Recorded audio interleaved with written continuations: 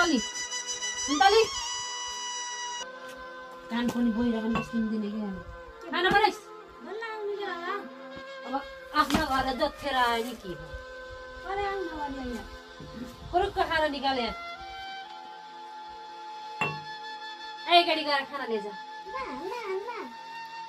यस्ता गोते छोरी जन्माएर बसिदिए रक्सी खाएर आउनेलाई पनि खाना मिल्छ यहाँ घर मैले अर्कै लिन्छु मलाई मलाई एक राख्दिन दुई राख्दिन छोरी छोरी जन्माएर घरभरि यो बेइज्जतीलाई त मैले यसै निकाले उसै निकाले गएर माइतमा गएर बस अहिले पनि भएन भने छोरी जन्माएर पकेटले घर खानले जा घरभरि यात्रा जान भएर एउटा बाउला खाना समेत दिन्नन् सिधै सिधै यो जडिया बल्ल आउने बेला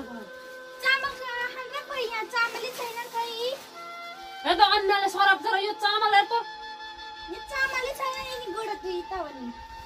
त केटीले धेरै ल्याउने पारेको तल पल्तर साइनाको छोरी त बिहा गर्दिन भनी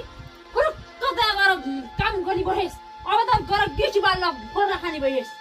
मेरो कापी छैन पेन्सिल छैन नपढी हुन्छ छोरी मान्छेले पढे के गरे खान निसात पनि चेतेको चेत्ती हामीले नयाँ लाएर बस्यौं रे मेरो पनि चेत्ती यो अम्मा र दम्माकी बिहानदेखि अहिलेसम्म यही बसेको यही छोडेर मात्रै यही बसेको अहिलेसम्म बस्ने भए पो पकाउने भित्र रासन ल्याइदिनु पर्छ ओ बाबु तिमीलाई लासम लाग्दैन मम्मीको आज 12 दिन भयो सुत्केरी भएको तिमीले यहाँ घर अन्न ल्याऊ नहुँदो त 100 रुपियाँ गरेर त रक्सी लिएर आइज त सक्छ यस्तालाई त मान्छेलाई बोलाएर पिटाउने हो क्या यस्ता मान्छे बोलाएर पुर्जे बैला जेवानी पहियो तेरोमा इज्जत गरी गर नत्र तेरो जगल्दा उकालेर बस्यो त धुम ए बिस्किट नानी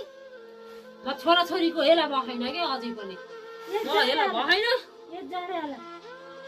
हौ माइत निस्के यो केटीला मलाई देख्नै रुचार कि खुर्र दौडेर गई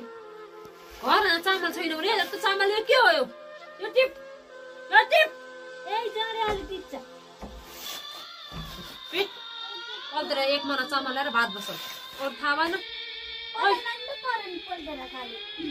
कति 12 माना भइसक्यो कोहीले ल्याइदिन्छ भन्नुभएको